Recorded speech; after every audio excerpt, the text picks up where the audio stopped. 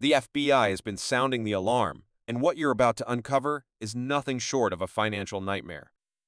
In this video, we unveil the sinister workings of the phantom hacker scam, a chilling scheme that could leave you losing everything. This video will expose the dark tactics used by these cybercriminals, show you how to spot the bone-chilling red flags, and reveal what seniors must do if they suspect they've been ensnared in this web of deceit. Stay tuned, because what you're about to learn could be the key to saving your financial future from this ominous threat. Welcome to Elderly Enrichment Channel. Please like and subscribe. The phantom hacker scam is unique than most other scams in the past. This scam involves multiple steps, and the victim will be absolutely convinced that they are dealing with a legitimate issue. To convince victims that their financial accounts have been hacked by foreign cybercriminals, these scammers will execute their scam operation in a multi-step process to leave no doubt in the minds of victims that they are dealing with someone legitimate who is trying to help them. Here's a breakdown of how it operates. In the initial step, scammers may pose as customer support representatives from well-known technology companies. They reach out to victims through phone calls, texts, emails, or even pop-up windows on their computers. These scammers then instruct victims to call a specific number for assistance. Once the unsuspecting victim makes the call, the scammer guides them to download software that grants the scammer remote access to their computer. They pretend to perform a virus scan and claim that the victim's computer has been hacked or is at risk. The scammer might ask the senior to check for any unauthorized charges to any of their account. The unsuspecting senior might start logging into all of their accounts one at a time, giving scammer a bird's-eye view of their financial numbers on each account. The scammer's ultimate goal during this first step is to have the victim open their financial accounts, allowing them to identify the most profitable account to target. In the second step, scammers continue the deception by impersonating representatives from financial institutions, such as banks or brokerage firms.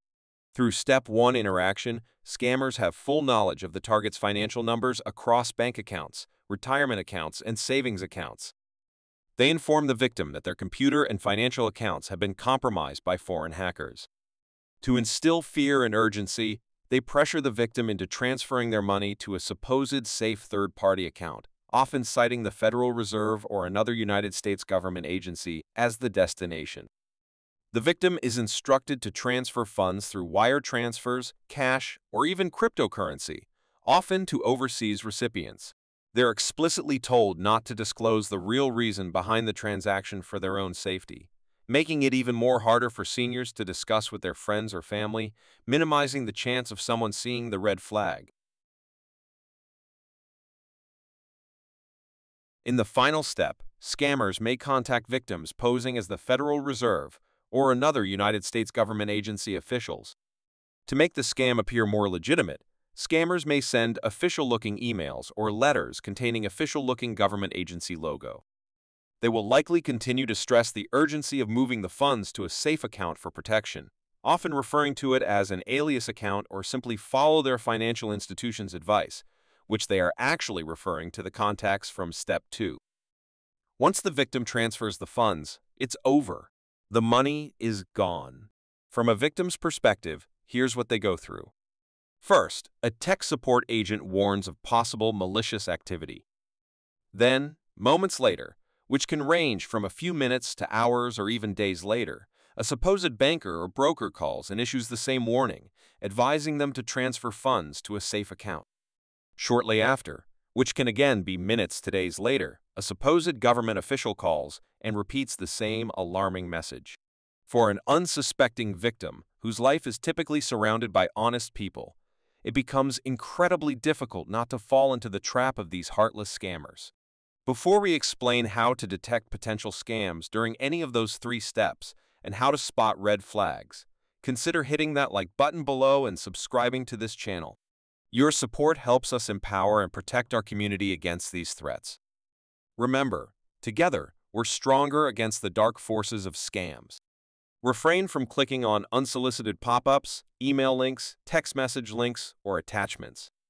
Do not call any telephone number provided in a pop-up, text message, or email from an unknown source. Do not download software at the request of an unknown individual who contacted you. Refrain from discussing account information over the phone. If you get an unsolicited call regarding your financial safety, opt to visit the office instead to get in touch with a representative. Always remember that the United States government will never request money from you via wire transfer, cryptocurrency, or gift and prepaid cards. What can you do if you become victim of phantom hacker scam? You should immediately notify the FBI Internet Crime Complaint Center. The link to report such malicious activities can be found in the description box below. If you are in touch with someone in person locally, it is a good idea to get in touch with local law enforcement agency as well. In the future, we will publish a video specifically regarding what happens to the money lost to the scammers, and if there is any way seniors can recoup their losses and on what conditions. We highly recommend you subscribe to this channel so you won't miss anything.